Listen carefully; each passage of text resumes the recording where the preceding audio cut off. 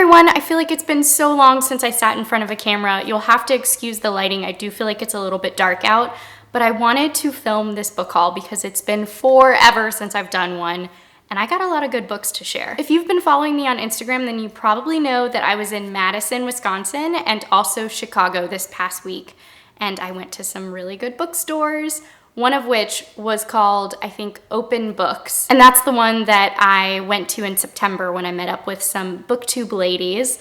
So if I can find that book haul, I will link that down below. But I did want to share with you the books that I got because I got some really good books. Honestly, I got a lot of books that have been hyped for a long time that I've wanted to read, but some of them I think were really popular maybe last year or the year before. So I was really excited to see, I just instantly recognized the covers. But a few of them I actually went into the bookstore looking for and was so excited to find used copies of the books that I wanted. So we're just gonna jump right into it. The first book I bought was The Wonder by Emma Donoghue. You've probably heard of this book. She's a pretty popular author that I've never read anything by her. But this book was pretty hyped when it came out, and I actually bought it used, and it's a book of the month pick. It's an actual book of the month book, so that was pretty fun. I was hesitant to get this book when it first came out because there were a lot of mixed reviews. Some people loved it, some people hated it, and a lot of people felt like Room by Emma Donoghue was better, and so I was hesitant, but Katie from Life Between Words read it and loved it. She said it was one of her favorite reads of the year. When she read it, so I had to give it a try. This book takes place in the Irish Midlands, and I think the 1850s or 1860s, and it follows a nurse named Lib who is called to go travel to this small village where there's kind of a medical marvel or miracle. There's a young girl, I think she's like 11 years old, who has somehow survived without eating food for a very long time. And so I think that there are people who are kind of gathering to meet this medical miracle or anomaly. So I think the story is just about these two strangers who meet and how they change each other's lives. I do think that it's a psychological thriller of some kind. I remember reading something like that on Goodreads, which I did not expect at all when I picked up this book. So I'm very interested to see kind of like where the plot takes me. I also picked up The Butcher's Hook by Janet Ellis. This is a book that was really popular in British YouTube. I feel like I saw a lot of British booktubers talking about this book and raving about this book, but this is another book that some people loved and some people hated. Actually, my friend Julie from A Girl in a Book read this, and I think she gave it 2 stars and said, in her Goodreads review, she said she could see why people liked it, but it wasn't her cup of tea. So I'm really curious to see what I'm gonna think of this book. All I really know is that it's a coming-of-age story about a young girl named Anne who is the daughter of a really wealthy merchant, and she is set up to be married to this boy that I don't think she likes in any way, and she meets the son of a butcher, and I think it's like a budding romance, but there's this cryptic message on the inside jacket about how the boy that she starts a romance with, I forget his name. I think it's Fub or something like that. And it's this cryptic message of, will he be her salvation or her damnation? So I don't really know what's going to come of that relationship, but I do know that this is a really dark and unsettling book. So I'm very curious about that. I also finally picked up Exit West by Mohsin Hamid. This is a very, very popular book on BookTube. I'm sure you've probably seen the cover. And this is a book that I think a lot of people had expectations about, and then it didn't really, I think the story was really great in its own way, but that the marketing kind of missed the mark a little bit, and that the story wasn't exactly as it advertised on the cover. That's what I hear from a lot of people. I've heard it's a beautifully written book, but that it's not actually about immigration in the way that you think it will be about immigration. I'm not sure. Leave me a comment down below if you agree with that. All I really know is that this is a story about a couple that kind of just met. They're in the beginning stages of their relationship, and the country they're living in soon kind of falls apart and becomes really dangerous to live in. And so they begin to hear these rumors about these magic doors that you can walk through and they will transport you into another country. And so it's a really, really interesting premise. And I guess this couple, the rest of the story is just kind of following them as refugees. I'm excited to see for myself what this is all about. I think I'm still really going to enjoy it. I also finally got Homegoing. This is the book that I was looking for when I went into the bookshop. Actually, I was looking for this book in September when I was in Chicago at the very same bookstore. It's a used bookstore, so I wasn't really hopeful that I was actually gonna find it in September. Didn't find it, found it this time around, and was super excited. This is apparently an emotional, just breathtaking story about two half-sisters. I want to say Effia and Essie. They're born into two different villages in 18th century Ghana. And I think it just kind of follows these two sisters' lives. One sister marries this Englishman, and she goes on to live in this castle by the sea and has all this money, and then the other sister is actually imprisoned in the very same castle in the dungeon, and I guess they don't know each other, and that sister ends up being sold into slavery and shipped off to America, where her children and grandchildren are raised into slavery. And so I think what's remarkable about this book, what I keep hearing, is that it follows like 300 years in Ghana and America, and it's just this amazing family saga, generational story that is just really powerful, and that the author's voice is just really unique and interesting and beautifully written. I'm really excited to get to this, so let me know in a comment down below if you've read it, if you loved it. I'd love to know your thoughts. I also picked up another book, not at the used bookstore in Chicago, but I got this for a buddy read for the month of April. As you can see, my cat already got a hold of it, which is, it's fine. It's fine, guys. This is People Like Us by Dana Mel, I believe.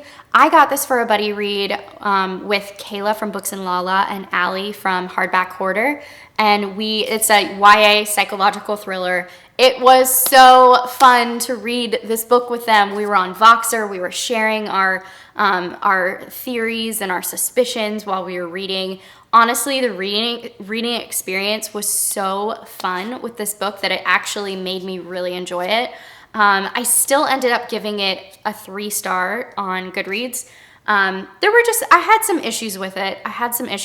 It was kind of a typical YA read, but I don't read many thrillers, and so I didn't really know what to expect. But there were some eye roll moments. I didn't love the writing, to be honest. There were, especially as I kind of sat and really thought about it after I read it, because when you're reading with other people and you're really invested in the story, it's easy to get swept up in a book, which is fine. Everyone wants that to happen, right? But as I was sitting with it later, thinking about all of the little details that irked me, it definitely did bring my star rating down.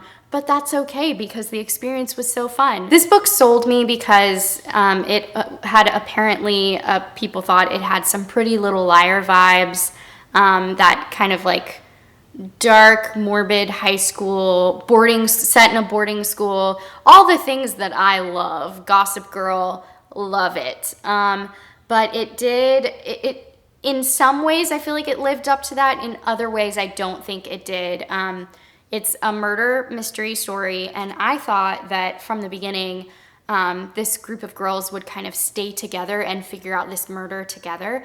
But it doesn't really work out like that, like it would in Pretty Little Liars. It was much more so focused on individual relationships, following the main protagonist, Kay, and her friendships. There was a Pretty Little Liars element to it where she was basically blackmailed into doing things that would ruin people's lives. So definitely Pretty Little Liars vibes there. But that's kind of where it ended for me.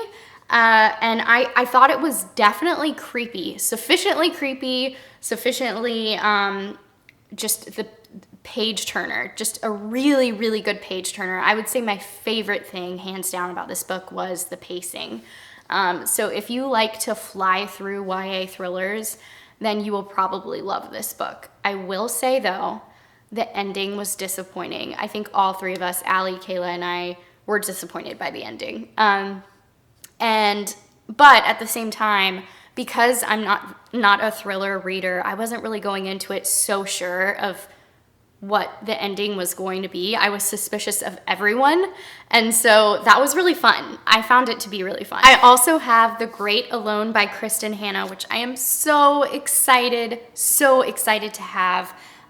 Katie from Life Between Words, when I was in Madison, actually gave me this book because she had a second copy, and it's her book of the month copy, and I was so touched and so excited that she gave me this book. I've been wanting to buy it for a while now.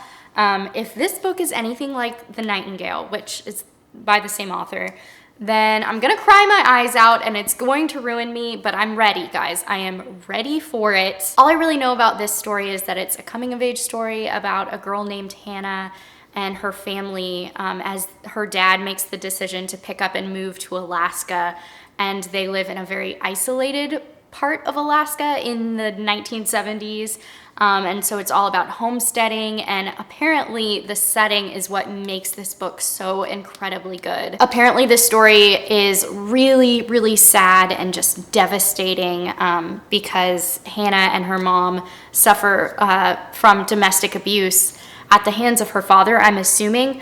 And so I hear that it's just really hard to read and just really sad. And I'm kind of like, I want to read it, but I really have to be in the mood to read a really sad book. But I know if it's gonna be like The Nightingale, I'm gonna be ruined. So send help. I love the idea of homesteading in Alaska though, and that idea of just like the terrifying adventure. I think it'll be really interesting to read about. So let me know in a comment if you've read this book too, and if it really is as sad as I'm expecting it to be. So those are all of the books that I've acquired recently, but I do have one last book to share with you guys, and that is this unboxing from PageHabit. Let's do this thing. So we've got a letter, which I'm not going to read yet because I don't want to spoil myself just yet. We're gonna feel around for all of the bookish goodies. By the way, I kind of just jumped into this, but you can check the links down below to learn more about PageHabit. There's a code that you're gonna wanna check out if you're interested in PageHabit, so don't miss all of that. Check out all the links and stuff down below to learn more about PageHabit. So I'm just gonna throw that out there.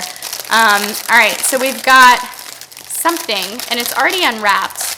What is this? Oh, yay, I'm so glad I have this. So I got one of these in, I think it might have been a PageHabit or Bookly when they were Bookly box, and it's just a cable photo holder, and I love it. It's very cool. It's like a magnetic, you put the pictures on this string and use these tiny little magnets to hang pictures, which is so cute. And I actually have a lot of pictures I need to hang, a lot of little old Polaroid pictures, so that's very cute. All right, we've got a bookmark here. Oh, it's beautiful. It says, "Many people, myself among them, feel better at the mere sight of a book. Jane Smiley." That's very cute and floral, perfect for spring. Okay, so here is our card that we get every month with PageHabit.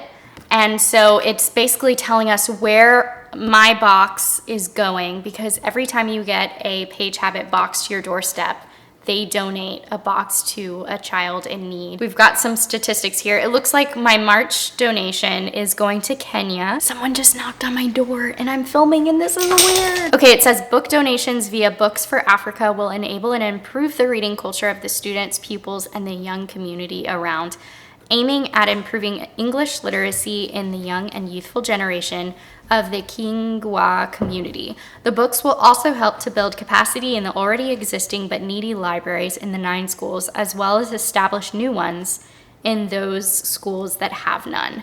Very, very cool. We've got something here that is bigger. I don't know what this is. Oh, awesome. It's an adult coloring book. I have about 10 of these. You cannot have too many coloring books, you know?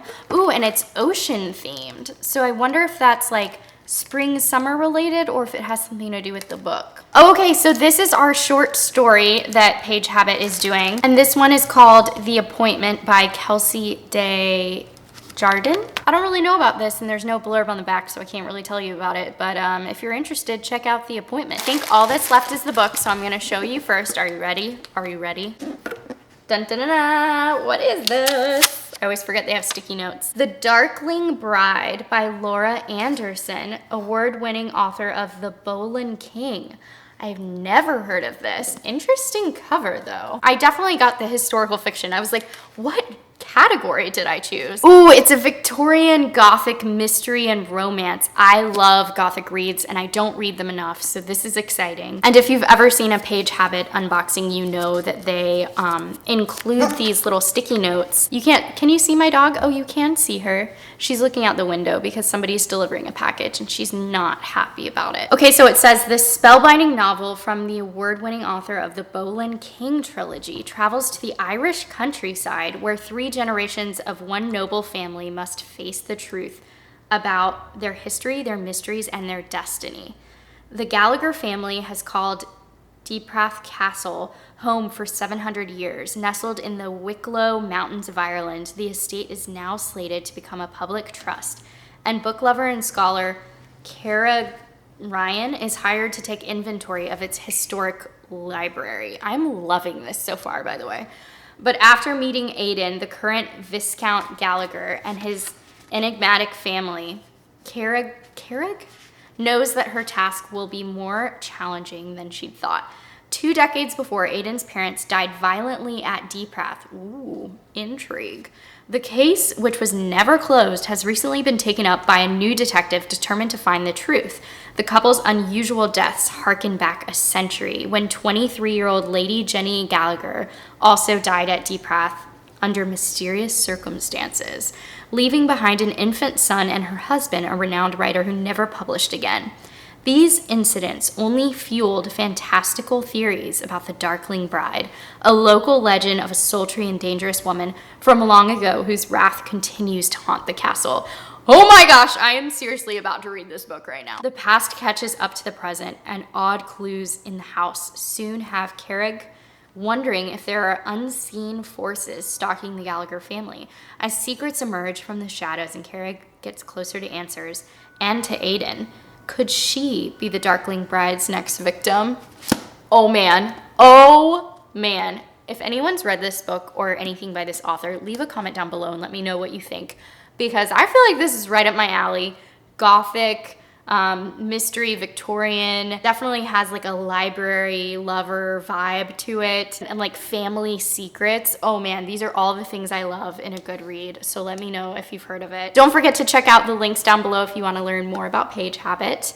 And yeah, I think that's all I've got for you guys. Thanks for watching, and I will talk to you soon. Bye!